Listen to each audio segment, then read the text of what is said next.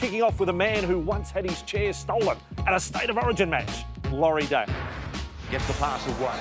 It's a Daley that capitalises, runs through the gap, over the 30. Support is coming.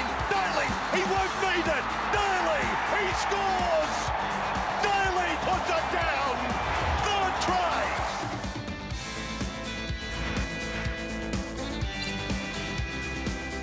Well, this is it on the Fan in retro round. When you're talking 90s, you talk one of the superstars, Laurie Daley. Welcome. Vossy, how are you, mate? Well, it's not the fold-out chair. I should explain. These are the standby chairs that we bought for $20 on eBay. So that's what you've got because you're special. I'm happy, mate, because it's keeping me off the ground and it hasn't broken yet. And this is your football afterlife.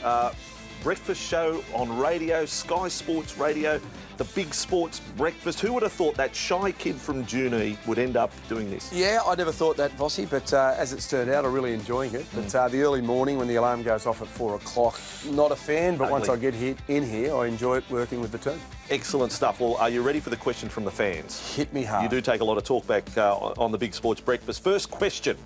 We go back to 1989. From Damien, what really happened with a premiership trophy after you dropped it? The Winfield Cup trophy back in '89 and the celebrations smashed by Laurie Daley. Yeah, so what happened was I had the trophy in my keeping.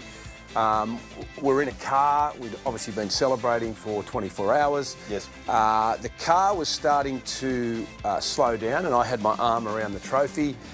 So I released my arm from the trophy and started to relax. But then the guy driving, or the person driving, accelerated. So I found myself going to fall off the back of this car. Yes. So I didn't worry about the trophy. I just sort of protected myself. I braced myself. And the trophy fell off. Trophy and snapped. And shattered. And when Mal held it up at the ceremony later that day, it's got a sloppy Joe. Yeah, so around the base of the trophy, it was just smashed, and there was a crack in Arthur Summons's leg. So poor old Arthur. One of the great stories from Sam. Again, 89. What were your personal emotions like after the extra time winning the 89 grand final v Balmain? You were only 19 years of age. Yeah, that grand final. Only young. All I remember was the elation that everyone was feeling. And I remember looking at Mal Meninga and he had tears coming out of his eyes. And to know that a guy like Mal, how much he sacrificed, and he played for Australia and played for Queensland, but I'd never seen the big fella as emotional. And I realised then that this was something pretty special. And, you know, Canberra were only in the competition for a short period of time. We weren't expected to win. So it was the best feeling I've ever had in a game. Excellent. Now, from Nathan, the Raiders were one of the best sides of the early to mid-90s. Should they have won more premierships during that time? You won 89, 90, 94. Raiders lost in 87, lost in 91. Good personnel all the way through. Do you think now, looking back? Yeah, looking back now, I think we could have won a couple of more premierships. In fact, 98 was the best sort of squad of players we had. Right. I think if you look through the 98 squad, there was guys like Peter Jackson, Sam Bacco, Kevin Walters, as well as the team that won from... we're talking about. 88, yeah, sure. As well as the team that won in 89 and 90. Yeah, but they all left to go to the Broncos in 89.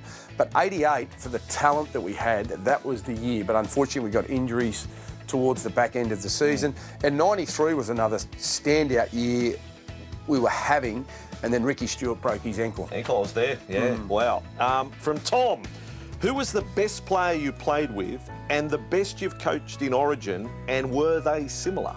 There you go, a triple header question. Triple header. Best you played? Best I played with.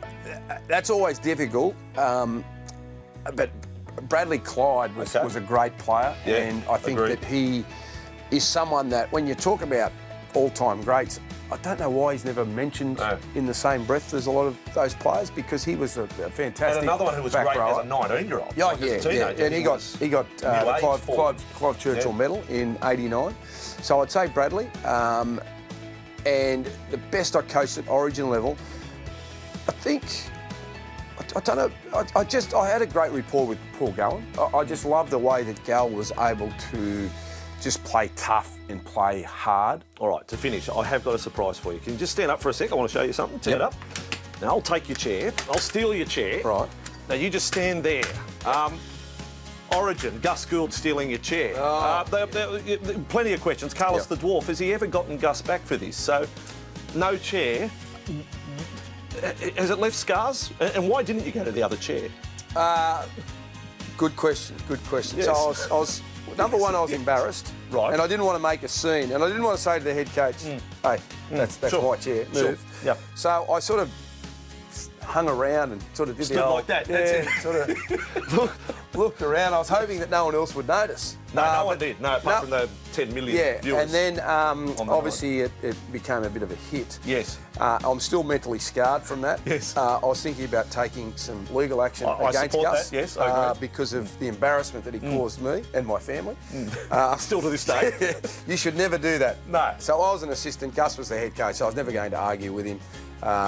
But it is a source of enjoyment for a lot of people.